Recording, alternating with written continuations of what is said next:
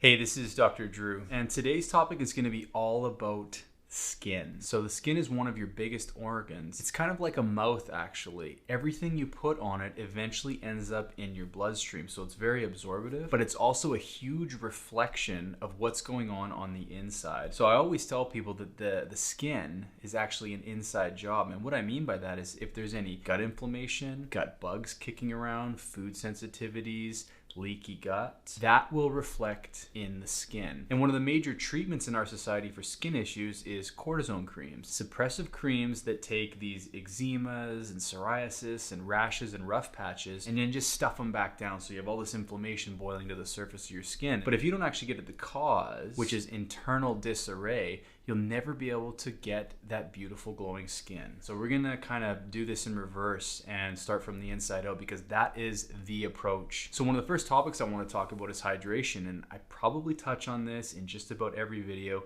but this is a really important one for the skin because it's such a big organ. It covers so much of your body. It needs lots of hydration. And it's not just hydration in the form of water, it's also essential fatty acids. So if we start with water first, my usual formula, 1 liter per 50 pounds body weight per day is required in order to hydrate the cells of our body, and your skin cells are no exception. Make sure when you're drinking that amount of water, say you're 150 pounds and you're drinking your 3 liters a day, make sure to include high quality salts, pink salt, white sea salt, a little bit of table salt, to make sure you get your electrolytes with that amount of water. Don't drink too much purified or distilled water. That'll actually dehydrate you at a cellular level. So make sure to get your electrolytes in by putting it on the food you consume or add it to your water if necessary. So hydrate, hydrate, hydrate when it comes to the skin. We should also then touch on things that can dehydrate the skin. If you consume too much coffee and too much alcohol, it will dry your skin out. You'll see it on that person. You'll know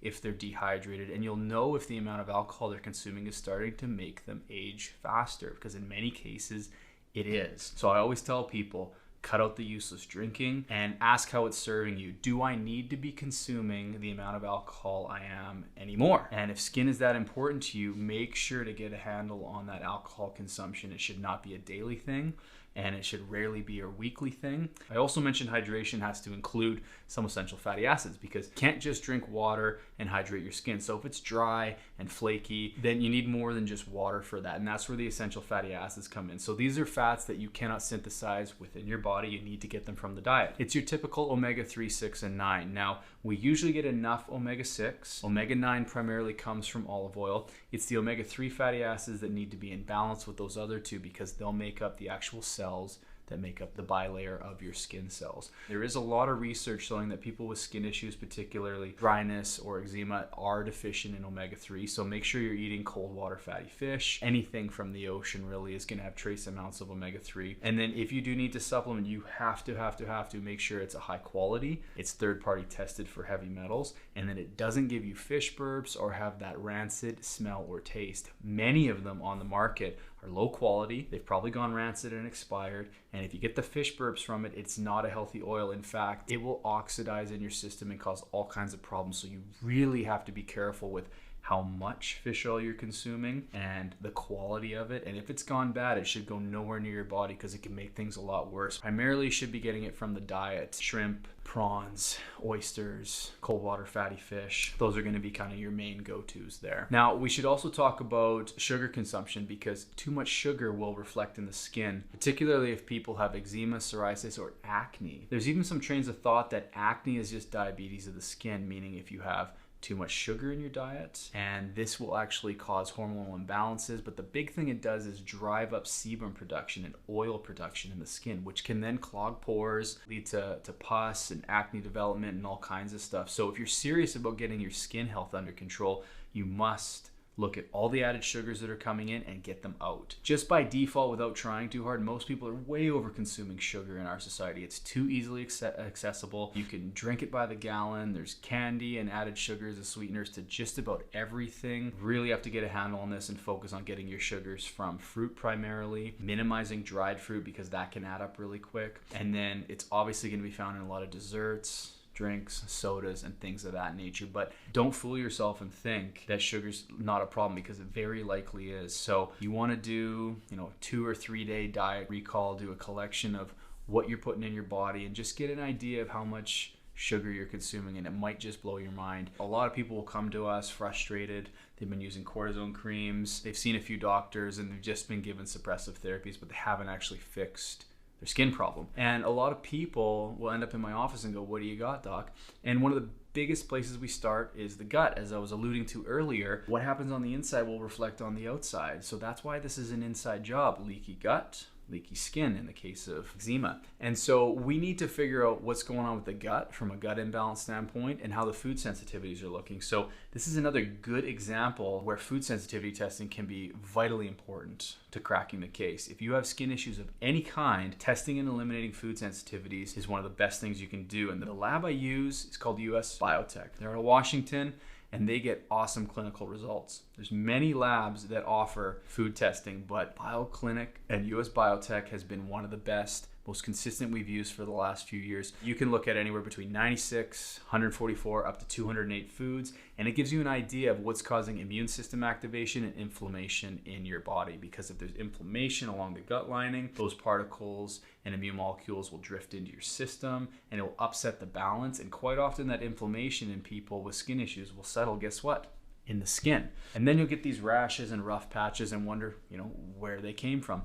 Now, the thing with food sensitivities is you can have a sensitivity to these foods 0 to 72 hours after consumption, which makes it really hard to pinpoint. This could be something you ate days ago causing the skin issue. And so that's why it's important to take the guesswork out and just get the testing done so you know what your new shopping list looks like. And if you're going to put gas in the gas tank, it has to be the right kind. Can't stress this enough. And then also you might want to look into the Dirty Dozen and the Clean 15 because there's a lot of herbicides and pesticides and toxins that people are ingesting through the food supply, and that's just more junk in the system that can cause inflammation and land in the skin. So drop shipping is available all throughout North America with US Biotech. That's the cool thing with them. You can just simply from the tip of your finger collect a bunch of blood onto a cue card and then boom, send to the lab and they'll analyze it and generate you an awesome report. So this is a key piece to this whole thing. I also want to mention some alternatives to the cortisone creams. The reason cortisone creams are an issue is, especially if it's on the face, is it can thin the skin over time. And I've seen people, especially when they've had really bad issues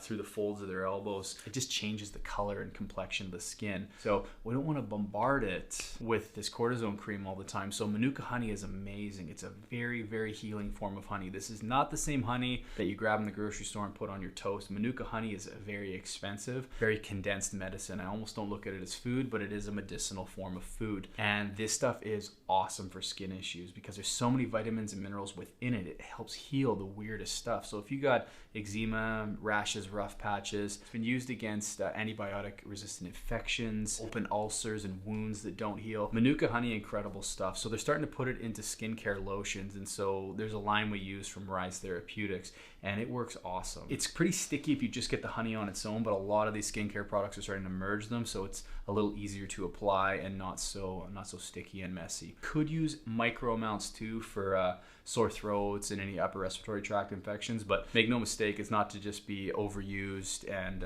put on your toast, as I was saying earlier, because it's expensive stuff. They usually hide it in the grocery store or health food store, so you have to ask. Gut imbalances is another big one. We've touched a little bit about food sensitivities where you could have a reaction to a food that's not agreeing with your system, and it can set off a cascade of inflammation that can end in your skin. That is super common. The other thing is we don't just want to look at the food going into the system, but also the state of the system the food is going into. So what I mean by that is the ecosystem, the terrain, and the balance within your digestive tract actually matters just as much. And the main gut imbalances we sniff out are bacterial overgrowths, yeast or candida overgrowths, and then parasites. So the main question I will use when chatting with a patient to kind of deduce if this is a problem is, do you have gut issues or skin flares regardless of how you eat? So whether or not you're perfectly clean or you eat junk food or fast food, do you kind of notice problems with your gut and digestive system or skin regardless of how you eat? And if they answer yes, then I know it's not just the food, because they'll notice,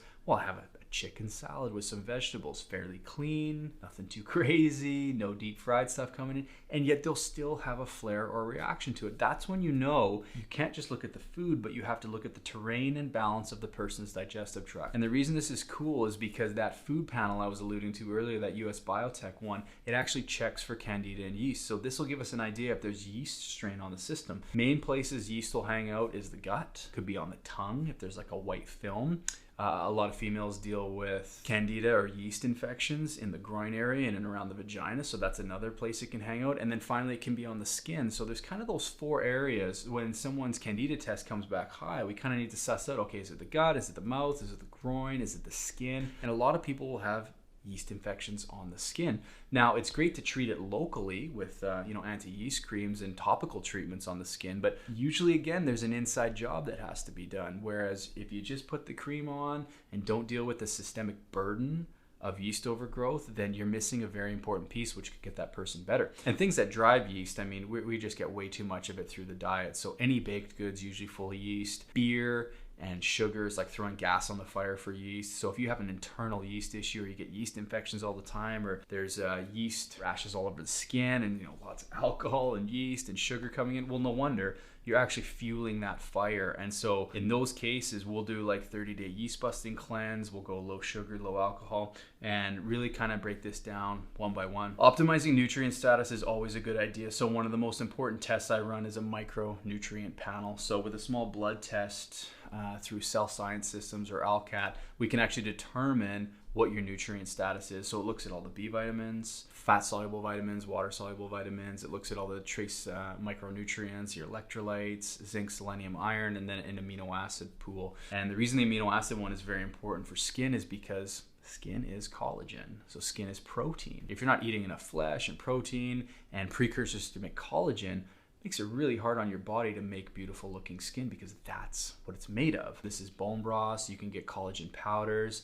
Eating nose to tail from the animals ensures you get more collagen, because if you're just eating like ground beef or chicken breast all the time, not really getting a lot of collagen precursors. Tendons on chicken wings, chicken skin, bone broth soups, those are ways to actually get more collagen into your diet. And we're just not simply eating that much in today's world compared to what our ancestors used to. And so since adding collagen for myself and many patients, it's not only really good for hair, skin, and nails, it's awesome for joints and muscle recovery after the gym, because your joints are made up of ligaments, tendons, joint surfaces, and so you need lots of collagen in order to heal those. So if you're dealing with any joint pains or injuries that won't heal, collagen might be something to look into. And if you want to have awesome hair, skin, and nails, you got to make sure that you're getting enough collagen and just general protein in your diet. So if you're a strength athlete working out a lot, you probably need 1 gram of protein per pound of lean body mass. If you're not as active as that, you might need 0.75 grams per pound of lean body mass. So next big thing is you need to sweat and exercise regularly. So this massive organ that is your skin, those pores need to be cleansed on a regular basis. Best way to do it is sweat, and you have to sweat every day. If you want awesome skin, you have to sweat every day. Does that mean you need to go all in every single day, high intensity workout? No. But you can utilize sweating in other ways, right? You can have warm showers, warm baths where you engage in passive sweating. Saunas and steam rooms are another amazing way to cleanse the skin. But exercise is your number one. Now that's active sweating versus passive, so I think it's good to do both. These pores are not cleansed and detoxed every day. Gunk builds up, right? That leads to, pimples, acne, clogged pores, all kinds of stuff, right? Blemishes. So trying to minimize that as much as we can, and one of the best ways to do it is just sweat, okay? And sweat a lot. Make sure you get your electrolytes and water up, like I already alluded to at the start of this clip, and that is huge. So if you are sedentary, not moving, not sweating, not cleansing your pores, well, no wonder your skin isn't happy, okay? So this is huge. Another big one is you have to get great sleep. If you don't get your beauty sleep, people will be able to see it on your face. There'll be accelerated aging, there'll be more wrinkles, there'll be bags under your eyes. Skin and face and complexion is just simply not gonna look as good as it could if you're not getting deep, restful sleep. So I'm talking 7+ hours each night. Now, if you cannot get that much in the night and you require naps, sneak them in as necessary, but really focus on sleep, because if you're not getting enough and you wonder why your skin isn't great, that's why. I've done full videos on sleep. If you're having issues with either falling or staying asleep, I had to throw it in here because it's really important to look beautiful get your beauty sleep. Okay. Next big one is careful with skincare products. There's a lot on the market. A lot of them are toxic. People will cake a lot of makeup on their face. The old saying is if you wouldn't put it in your mouth, it shouldn't be going on your skin in a huge amount. Okay, so really look at the products you're using, the quality of them, and if anything in there is an issue, get them out and get a cleaner alternative in. Okay, so less is more with that kind of stuff. I'm big on skincare routines. Getting the right stuff and the right routine in the mix I think is vitally important, but I have to mention that a lot of stuff out there is crappy and really hard on your skin. Sunscreen's another one where it's just like so much stuff in there that's unnecessary. You can get a much more natural version that'll protect you from burning and preserving your skin that way. So that's another kind of segue. A lot of people become scared of the sun because they don't want sunspots. Careful with that too, because I think sensible sun exposure is an important part of healthy skin because it gives that nice, deeper color, right? It engages the melanocytes to push out a little bit more melanin in your skin and gives you, more of a darker, warmer hue as opposed to like a pale, not so healthy looking version of you. So sensible sun exposure is good, but you're not looking to burn, right? So if you do tend towards burning, like, shoulders, face, putting a little bit of sunscreen on of a low SPF of a natural version, I'm okay with that. But getting some sun is very healthy for your skin because that's how you generate vitamin D.